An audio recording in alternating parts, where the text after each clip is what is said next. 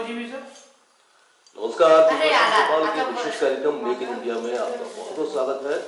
आप जानते हैं कि हमारा हफ्तावार प्रोग्राम है जिसमें हम बात करते हैं मेक इन इंडिया कार्यक्रम से जुड़े हुए बच्चों की, और कोशिश ये करते हैं कि इस दिशा में जो प्रयत्न हो रहे हैं उनकी जानकारी आप तक पहुंचाएं, ताकि आप भी इस कार्यक्रम से जुड़कर अपनी स्थिति को, खासतौर से जो उद्योग के क्षेत्र से जुड़े हुए हैं, वो बेहतर बना पाए। तो इसी कार्यक्रम को आगे बढ़ाते हुए आज हम फिर से एक नई पेशकश के साथ आपके बीच हैं, और आज जिस विषय पर हम बात करेंगे वो है मेक इन इंडिया और कौशल विकास। इस विषय पर बातचीत करने के लिए हमने अपने स्टूडियो में आमंत्रित किया है दो विषय विशेषज्ञों को। मेरी दाईं ओर बैठे हैं श्री विनोद सप्रे जी, आप निदेशक हैं रिगहिल इलेक्ट्रिक्स प्राइवेट लिमिटेड भोपाल में। इसी के साथ हमारे बीच एक और विषय विशेषज्ञ हैं श्री मनु शुक्ल, आप निदेशक हैं रिगहिल इलेक्ट्रिक्स प्राइवेट लिमिटेड में। आप दोनों का हमारे इस कार्यक्रम में बहुत बहुत स्वागत है। सप्रे जी, आप भी जानते हैं कि 2014 से प्रधानमंत्री की पहल पर मेक इन इंडिया कार्यक्रम की शुरुआत हुई जी, और ये एक ऐसा कार्यक्रम बन चुका है जिसमें न सिर्फ भारत के जो उद्योग से जुड़े हुए लोग हैं, जो छोटे कर्मचारी हैं, जो उद्योग से जुड़े हुए हैं, उनको इससे काफी बेनिफिट मिलने की संभावना है जी। और इसका दूसरा पहलू यह है कि दूसरे देशों के निवेशकों ने भारत में निवेश करने की मंशा जाहिर की जी। आप इस पूरे कार्यक्रम को किस रूप में देखते हैं? ये बहुत बड़ा मौका है जो हम अपने देश के, पूरे देश के जो विभिन्न उद्योग हैं उसमें उनकी और प्रगति हो, और वो बाहर के जो विदेशी जो मैन्युफैक्चरर हैं उनके बराबर उनको ऊपर आने का मौका मिलेगा, और इस तरह का संबल मिलेगा इस मेक इन इंडिया के थीम से। मनु जी, आप पिछले लंबे समय से उद्योग से जुड़े हुए हैं, उद्योगपति की श्रेणी में आप आते हैं। आपने क्या महसूस किया है कि इस कार्यक्रम की आवश्यकता कितनी है, प्रासंगिकता कितनी है हमारे देश के लिए, और हमारे प्रदेश में भी इसकी क्या संभावना है? जी, मेरा ऐसा मानना है कि मेक इन इंडिया एक मूवमेंट है, एक विचारधारा है जो कि उद्योगपतियों को इंपोर्ट सब्स्टिट्यूशन के लिए और अपने ही देश में R&D करके बेहतरीन प्रोडक्ट्स बनाने के लिए हम लोगों को प्रेरित करती है। और जाहिर है इससे विदेशी निवेश तो आ ही रहा है, और एक विचारधारा सी दौड़ रही है उद्योगों में कि हमें फंडामेंटल डिज़ाइन के ज़रिए, रिसर्च के ज़रिए अपने प्रोडक्ट्स को ऐसा बनाना है कि हम किसी भी फॉरेन मैन्युफैक्चरर से खुले बाजार में कम्पीट कर सकें। तो आपने क्या महसूस किया है मनु जी कि इससे पहले की स्थिति और मेक इन इंडिया आने के बाद की स्थिति में क्या तब्दीली महसूस होगी, और खासतौर से भारत की जो अर्थव्यवस्था है उस पर कितना अलग सा एक असर पड़ने वाला है? मेक इन इंडिया मूवमेंट की शुरुआत 2014 में हुई थी जी, और 2013 में हमारे देश की जो अर्थव्यवस्था थी वो उसकी हालत उतनी ठीक नहीं थी। 2014 के बाद से, जब से ये मेक इन इंडिया इनिशिएटिव की घोषणा हुई है, उसके बाद से हम देख रहे हैं ज़मीनी तौर पे कि जो इंडस्ट्रियल कॉरिडोर्स बन रहे हैं वहाँ पे जो विदेशी निवेशक जो हैं वो अपना निवेश कर रहे हैं, और बड़ी बड़ी कंपनियां जैसे कि फॉक्सकॉन जो एप्पल आईफोन्स के लिए जो असेंबली करती है, उनने मंशा जताई है इंडिया में प्लांट लगाने की। आज ही हमने न्यूज़पेपर में विज्ञापन देखा कि मर्सिडीज बेंज की गाड़ी पूरी तरह इंडिया में ही निर्मित की जा रही है। तो ये हम लोग के लिए बड़े गौरव की बात है कि इतने प्रीमियम प्रोडक्ट्स जो हैं जो मार्केट्स में बिकते हैं, वो उनका निर्माण अब अपने देश में भी होना शुरू हो गया। तो ये एक सुखद पहलू ये है कि बहुत सारे उपकरण जो कभी हमें आयात करने पड़ते थे, आज उनका निर्माण भारत में ही हो रहा है, और भारत के लोगों को इससे रोजगार मिलने की संभावनाएं भी बढ़ गई हैं, और बहुत सारे लोग जो उद्योगों से जुड़े हुए हैं, काफी लंबे समय से काम कर रहे हैं, उनके मन में भी एक आशा की अनुभूति जागी है। सप्रे जी, आपने क्या महसूस किया है कि मेक इन इंडिया के तर्ज पर मध्य प्रदेश में जो मुख्यमंत्री की पहल पर मेक इन मध्य प्रदेश का नारा बुलंद किया जा रहा है जी, वो कितने एक ऐसे दिशा में हमें ले जाता है जहां पर प्रगति की राह खुलती है? मैं इससे पूरे से सहमत हूँ। मध्य प्रदेश वैसे भी एक देश का हृदय स्थल है, और पूरे देश से जुड़ा हुआ अच्छी तरह से, एयर से भी, रेल से भी, और दूसरे मार्गों से भी। तो मध्य प्रदेश का अपना एक अलग स्थान है जहाँ तक उद्योग का सवाल है। और पहले थोड़ा सा कुछ कमी रही होगी, तो अब वो अच्छी तरह पूरी हो रही है। और हमें यहाँ ऑपरेट करने में या बिजनेस करने में कोई दिक्कत नहीं आती। आसानी से सभी दिशाओं में माल भेज सकते हैं, ला सकते हैं। और जहाँ तक पहले पावर की कुछ प्रॉब्लम थी, वो सारी दूर हो चुकी है। अच्छी तरह कोई शॉर्टेज नहीं है पावर का, तो ये बहुत अच्छा प्रयास है। तो मनोज जी, आपने मध्य प्रदेश को किस एंगल से देखा है, अपनी नजर से किस प्रकार से देखा है? क्योंकि आप लगातार यहाँ पर निवेश की संभावना भी बढ़ रही है और कोशिश ये की जा रही है कि जो निवेश सम्मेलन जो हो रहे हैं उनको एक बृहद स्तर पर लाने का प्रयास किया जा रहा है, एक ऐसा प्लेटफॉर्म दिया जा रहा है ताकि इसमें दूसरे कई देशों का समावेश हो। जी, तो अभी जो इन्वेस्टर्स मीट हुई है उनमें आपने क्या महसूस किया? हम थे उस इन्वेस्टर्स मीट में और हमने जो वहाँ वातावरण देखा, जो माहौल देखा, वो काफ़ी उत्साहवर्धक था। उद्योगपति जो बाहर से आए थे उनमें काफ़ी उत्साह था और उनकी ऐसी मंशा थी कि मध्य प्रदेश में पोटेंशियल बहुत ज़्यादा है, क्योंकि अभी तक इतना इंडस्ट्रियल डेवलपमेंट था नहीं मध्य प्रदेश में। मगर ये सरकार के प्रयासों से जो हम देख रहे हैं, इन्वेस्टमेंट समिट जो अभी जो सम्मेलन हुआ, जो अभी संपन्न हुआ, तो काफ़ी MOUs हुए हैं, काफ़ी करारदाद हुए हैं और हमें पूरी उम्मीद है कि जो बड़े उद्योग हैं वो मध्य प्रदेश में भी आके निवेश करेंगे और रोजगार के अवसर बढ़ेंगे लोगों के लिए। और अब वो बड़े उद्योग जब मध्य प्रदेश में आके स्थापित होंगे तो उनकी एंसिलरीज भी, एंसिलरी इंडस्ट्रीज जो उनको सपोर्ट करती हैं, उनका वेंडर बेस है, वो भी डेवलप होगा मध्य प्रदेश में। तो और उद्योग खुलेंगे और रोजगार जनरेट होगा और रेवेन्यू जनरेट होगी। सफल जी, आपको ये महसूस होता है कि जैसे कि मेक इन इंडिया को यदि हम सफल बनाना चाहते हैं तो उसमें कौशल विकास की बहुत जरूरत है और लोगों को ट्रेन करने की बहुत जरूरत है, क्योंकि जितना प्रशिक्षण हम देंगे उतने ही जो लघु उद्योग से जुड़े हुए जो लोग हैं या बस दूसरे काम में लगे हुए जो लोग हैं उनको बढ़ावा मिलेगा। जी, तो इस बात को आप कितना सहमति देते हैं? मैं बहुत सहमति देता हूँ। ये अत्यंत आवश्यक है कि हमारा जो अकुशल वर्ग है, कामगारों का या वर्कर लोगों का, वो उसका उत्थान होना बहुत आवश्यक है। उनमें नए नए कौशल बढ़ना चाहिए और ऐसा हमने अपने से भी किया है। हमारे कई लोग कौशल थे पहले, लेकिन उनको हमने इंटरनेट ट्रेनिंग दे करके उनसे वो काम करवा करके उनका कौशल बढ़ा दिया है और वो बहुत उसमें एक्सपर्ट हो गए हैं। और ये बहुत आवश्यक किसी भी उद्योग को आगे बढ़ाने के लिए कि उसके जो मतलब जो कार्यकर्ता है, उसके वर्कर्स हैं, उनका कौशल लगातार बढ़ता है, तो उनमें एक नया विश्वास पैदा होता है, वो अपने आप को ज़्यादा मजबूत महसूस करते हैं। तो इसलिए कौशल बढ़ाना अत्यंत आवश्यक है। और इसका जी, प्रधानमंत्री जी भी कहते रहे अपने विभिन्न उद्बोधनों में कि भारत युवाओं का देश है और बहुत बड़ी आबादी युवाओं की है जी। और ऐसे में ये बहुत जरूरी हो जाता है कि हम युवाओं के कौशल विकास की तरफ ध्यान दें, ताकि वो यदि उसको सरकारी नौकरी नहीं मिल रही है तो खुद का रोजगार स्थापित कर सके, स्वरोजगार के क्षेत्र में कदम बढ़ा सके। तो कौशल विकास को हम यदि एक अमली जामा पहनाना चाहते हैं और आगे लाना चाहते हैं तो उसके लिए अभी कौन कौन से लेवल पर हमें काम करना बहुत जरूरी हो जाता है, क्योंकि एक बहुत ही मेहनत वाला भी काम है, इसमें लोगों को काफी समय भी देना पड़ता है। जैसा सफल साहब ने अभी अकुशल वर्कफोर्स की बात करी, जो सेमी स्किल्ड या नॉन स्किल्ड वर्कर्स हैं, उनका उत्थान बहुत जरूरी है।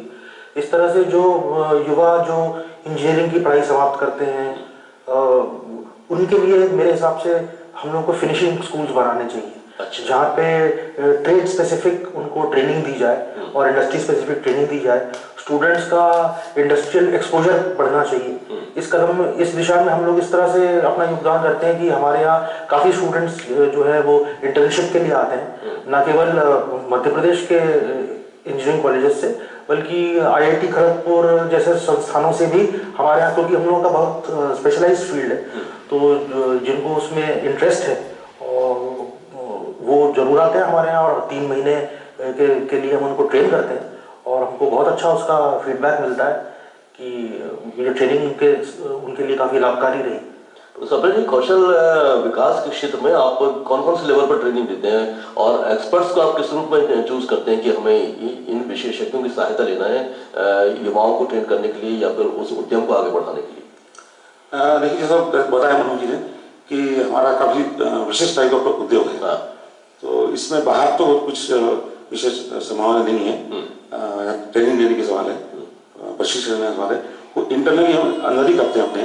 और काम से जोड़ते हैं, पहले वो समझते हैं कैसे किया जाए, फिर धीरे धीरे उनसे करवाया जाता है और उनकी कुशलता बढ़ती जाती है। साथ साथ जो ज्ञान है उस विषय से संबंधित वो भी बढ़ाना बहुत आवश्यक होता है, तो वो भी हम उससे उनको प्रदान करते हैं। और बाहर ऐसी भेजने की जरूरत आवश्यकता पड़ती नहीं है, लेकिन कभी कभी हमारा विशेषज्ञ आते हैं और वो आवश्यक अपना ज्ञान उनको देते हैं। मनोज जी, विभिन्न कैंपेन्स के माध्यम से या फिर कुछ शिविरों के माध्यम से हम मेक इन इंडिया कार्यक्रम को कितना ज्यादा प्रसारित कर सकते हैं और लोगों को जोड़ सकते हैं? जी, कौशल विकास की बात चल रही थी तो मैं थोड़ा सा और आगे बढ़ाता हूँ। जो उद्योगपति हैं, जो उद्योगों में इन्वॉल्व हैं, जो स्वयं डिजाइनिंग कर रहे हैं, मैन्युफैक्चरिंग में, डिजाइनिंग में इन्वॉल्व हैं, एक तो हम लोगों को स्वयं अपना कौशल विकास करने की भी आवश्यकता है, अपडेट होना बहुत जरूरी जी। तो वो नॉलेज हम अपने जो कर्मचारी हैं उनको हम ट्रांसफर कर सकते हैं। उसके लिए कई फोरम्स हैं, इंटरनेशनल ट्रेड शोज हैं, जैसे कि ऑयल इंडस्ट्री से रिलेटेड एडीपेक है और offshore technology conference Houston Texas में होती है। वहाँ हम लोग जाते हैं स्वयं और जो लेटेस्ट डेवलपमेंट्स हो रहे हैं टेक्नोलॉजी में उनको देखते हैं और उनके बारे में सीखते हैं, समझते हैं। तो मेरे ख्याल से ये जो मेक इन इंडिया का जो इनिशिएटिव है, इसके तहत उद्योगपतियों को भी बाहर जाके ऐसे ट्रेड स्पेसिफिक शोज में उनको पार्टिसिपेट करने का मौका मिले, जिससे कि वो स्वयं नई टेक्नोलॉजी से और स्टेट ऑफ द आर्ट क्या चल रहा है इंडस्ट्री में, उससे वो स्वयं अपडेट हो सके, अपने आप को ट्रेन कर सके और जो उनके लिए काम करते हैं उनको फर्दर ट्रेनिंग दे सके। तो मेरा ऐसा मानना है। तो सफेद जी, प्रचार प्रसार करने के माध्यम से आप क्या और भी देखते हैं कि इसको विश्वविद्यालय स्तर पर या स्कूल लेवल पर भी क्या इस प्रकार की कुछ प्रशिक्षण की व्यवस्था होनी चाहिए? लोगों को शुरू से ही बताया जाए कि हमें उद्यमी बनने के लिए कौन कौन से प्रयास करने चाहिए? जी, स्कूल लेवल पर तो नहीं, लेकिन मैं विषय स्तर पर कॉलेज लेवल पर जरूर मानता हूँ कि इसकी आवश्यकता है। और अभी जो होता है वो जो नॉलेज दिया जाता है कॉलेज में वो थ्योरेटिकल ज़्यादा अधिक होता है प्रैक्टिकल के बजाय, तो वहाँ के स्टूडेंट्स को एक्सपोज करना आवश्यक है। और करिकुलम में ऐसा होना चाहिए कि 2 महीने 3 महीने फाइनल ईयर में या उससे पहले उनको इंडस्ट्री में भेजा जाए, वो वहाँ अपना समय जाएँ, देखिए किस तरह से कोई चीज़ बनती है, कैसी डिजाइन की जाती है।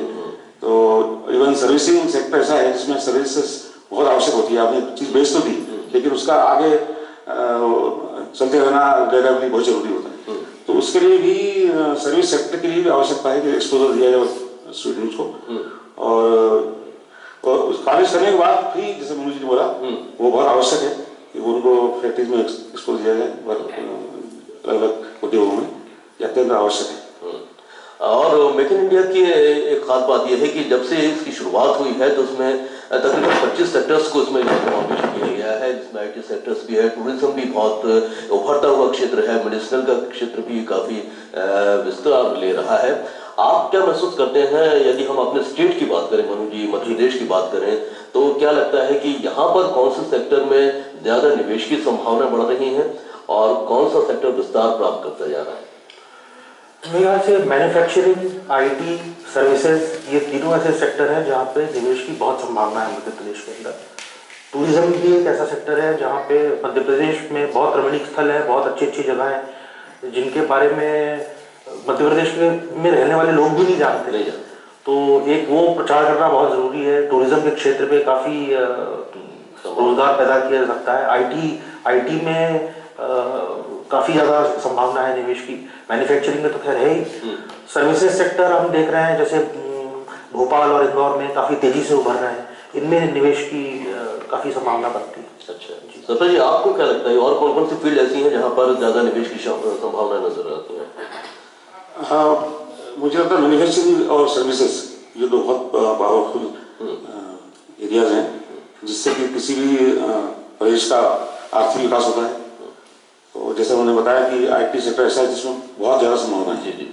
और उसके लिए क्योंकि यहाँ से कई लोग बाहर गए हैं दूसरे प्रदेशों में, तो अगर वो यही उससे डेवलपमेंट होगा तो वो जाने की आवश्यकता नहीं पड़ेगी, यही वो अपना जॉब कर सकते हैं।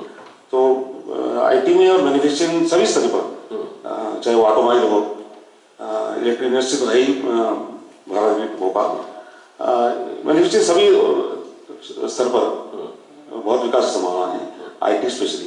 अच्छा, मनोज जी, आप रेखेल इलेक्ट्रिक्स प्राइवेट लिमिटेड से जुड़े हुए हैं जी। इसके बारे में जानना चाहेंगे कि ये किस दिशा में काम कर रही है और इसके माध्यम से आप मेक इन इंडिया को बढ़ावा देने के लिए कौन कौन से स्तर पर काम कर रहे हैं? देखिए, रेखेल इलेक्ट्रिक्स की स्थापना 1993 में हुई थी, जो कि मेरे पिताजी और सप्रे साहब ने जो है ये पहले BHEL में सेवारत थे, वहाँ से रेजिग्नेशन देके इन्होंने ये उद्यम जो है स्टार्ट किया। तो हम लोग का शुरू से फोकस ही जो था वो इंपोर्ट सब्स्टिट्यूशन था। अच्छा। तो ऐसी भावना जब हमने 1993 में ही थी हमारे मन में, और अब जब ये प्रधानमंत्री जी का कहा हुआ ये अब ये मूल मंत्र बन गया है, तो हम तो सबसे ज्यादा खुशी हम ही लोगों को इस बात से कि जो जैसा हम लोग का विजन था वो हम सही दिशा में थे एक्चुअली। और हम लोग काफी रिसर्च एंड डेवलपमेंट करते रहते हैं, और हमारे प्रोडक्ट्स जो हैं वो एक्सपोर्ट होते हैं, क्योंकि हम लोग ऑयल इंडस्ट्री में हैं। तो हम लोगों की markets mostly United Arab Emirates, Oman और इस तरह के देश हैं।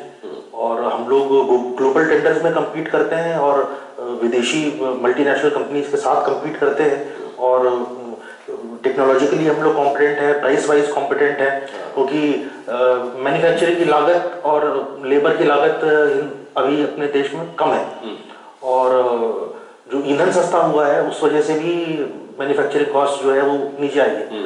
तो ये बहुत अच्छा मौका है कि उभर के हम लोग आए वर्ल्ड स्टेज पे और कॉम्पिटिटिव रहें, टेक्नोलॉजी वाइज हम लोग पूरी तरह कॉम्पिटेंट रहें और प्राइसिंग कॉम्पिटिटिव करें, तो हम किसी भी देश में जाके किसी भी मल्टीनेशनल कंपनी से मुकाबला कर सकते हैं और बिजनेसेस ले सकते हैं।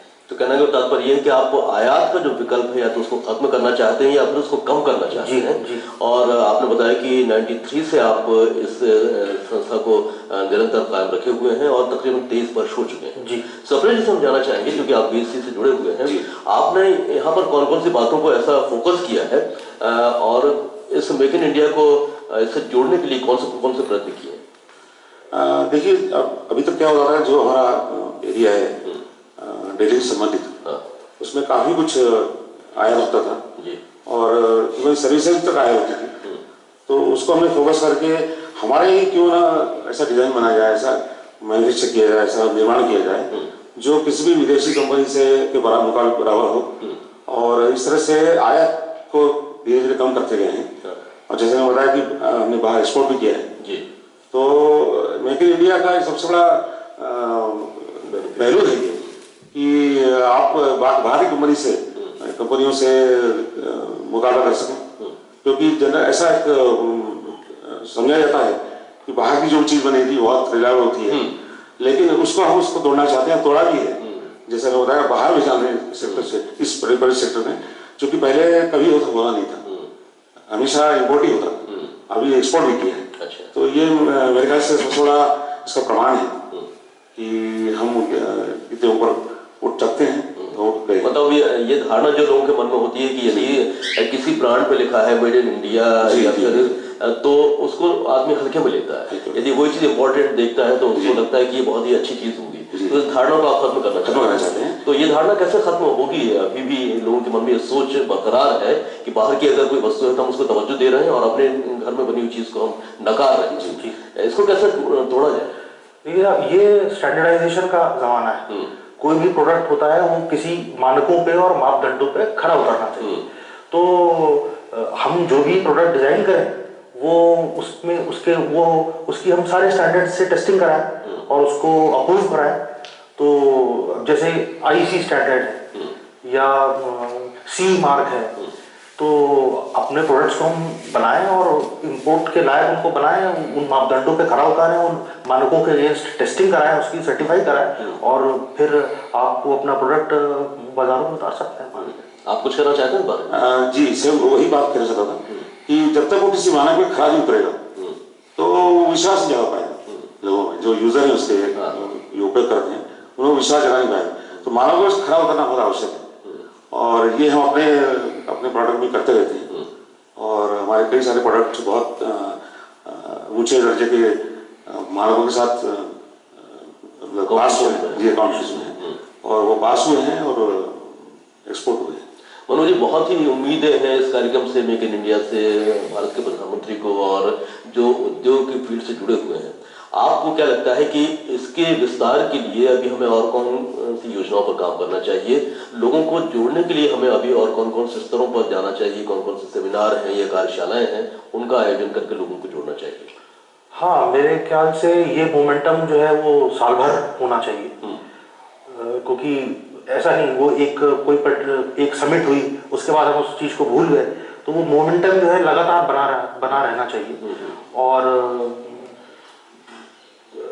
जन जन की सोच कैसे बदली जाए, मेक इन इंडिया, मतलब उसको एक मूवमेंट, एक नारा जैसा बना दिया जाए, तो लोगों का ओरिएंटेशन उस तरीके का हो जाए, लोगों की सोच उस तरीके की हो जाए। तो जरूर सब्जेक्ट मैटर एक्सपर्ट जाके विश्वविद्यालयों में लेक्चर्स करें। ये इंडस्ट्री लेवल पे तो होता है, अभी एकेडमिक लेवल पे भी हम लोगों को इसको जो नेक्स्ट स्टेप है, तो अभी इंडस्ट्री लेवल पे काफी अवेयरनेस है, अब एकेडमिक लेवल पे भी ये अवेयरनेस जो है हम लोगों को बढ़ानी चाहिए, जागृत करना चाहिए।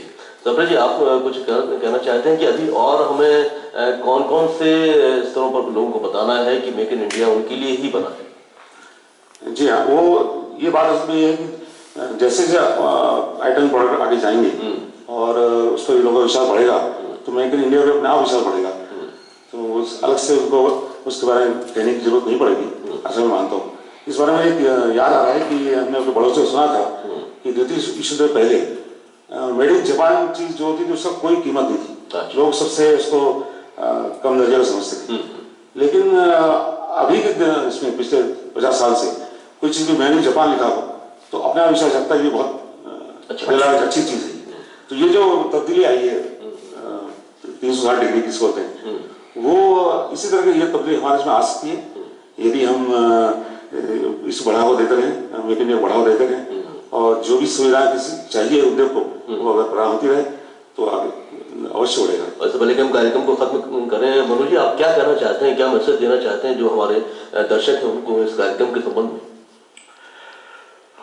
मेक इन इंडिया कार्यक्रम के संबंध में तो मैं ये कहना चाहूँगा कि जो उद्यमिता है या जिसको एंटरप्रेन्योरशिप कहते हैं, वो काफ़ी अंडररेटेड रही है हम लोगों में।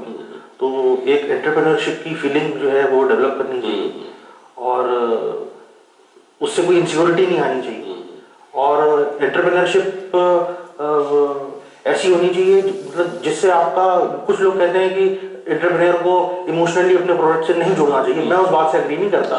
लोग सीरियल एंटरप्रेन्योर्स भी होते हैं मगर वो कोई वैल्यू क्रिएट नहीं करते। तो उन्होंने एक उद्योग बनाया, चलाया, कुछ दिन उससे फायदा लिया, फिर उसको बेच के कुछ और करने लगे। तो एक मिशन बनाए, अपने मन में सोचें कि मुझे इस फील्ड में रुचि है और पूरे जी जान से उसके अंदर लग जाए। मतलब परिश्रम हमें करना होगा और साथ ही उद्यमशील बनने की भावना जागृत करनी होगी, तभी हम इस मेक इन इंडिया के नारे को बुलंद कर सकते हैं और इसके सभी पहलुओं पर काम कर सकते हैं। तो मनोज शुक्ल जी और विनोद सप्रे जी, आप हमारे इस कार्यक्रम में आए और इतनी महत्वपूर्ण चर्चा में आपने हिस्सा लिया, उसके लिए हम आपके बहुत बहुत शुक्रगुजार हैं। तो उम्मीद करते हैं कि आज के इस कार्यक्रम में दी गई जानकारी से आप जरूर लाभान्वित हुए होंगे और उद्यमशील बनकर ही हम इस मेक इन इंडिया के नारे को बुलंद कर सकते हैं, ये बात हमें मन में बैठानी होगी। तो आज की चर्चा में बस इतना ही, मिलेंगे अगले कार्यक्रम में एक और नए विषय के साथ। दीजिए अनुमति, नमस्कार।